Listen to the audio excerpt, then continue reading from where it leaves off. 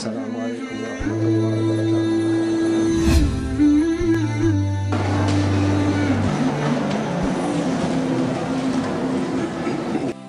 أن تخرج من ضيق الظلماء إلى النور، أن تولد ثانية والماضي مغفور،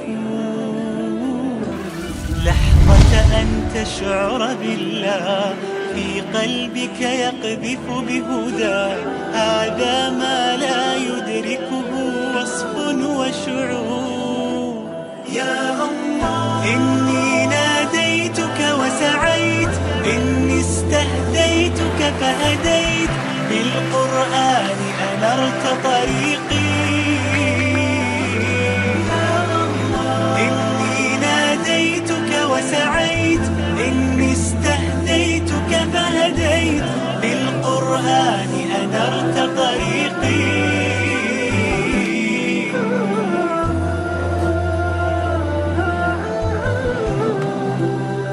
كنت أسير الحيرة أحمل قلبا تائها، أفواه تشرب من وحي الرحمن، وربك يمنحها شهدا وحفاوى، فتزيد ورودا وتلاوى، وتراها عين الرحمن. أفواه تشرب من وحي الرحمن، وربك يمنحها شهدا وحفاوى، فتزيد ورودا وتلاوى، وتراها عين الرحمن. وصدور تشتاق إلى القرآن، وربك يشرحها دفءا وشفاء، فيحسون الأرض سماء. طبتم يا أهل القرآن يا أفلام. فتزيد ورودا وتلاوى، وتراها عين الرحمن.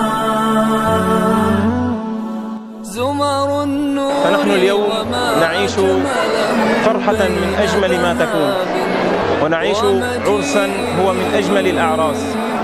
وهذا العرس وهذه الفرحة هي فرحة إخواننا الذين أتموا حفظ كتاب الله تبارك وتعالى في دورة الإمام الشاطبي المكثفة لحفظ القرآن الكريم.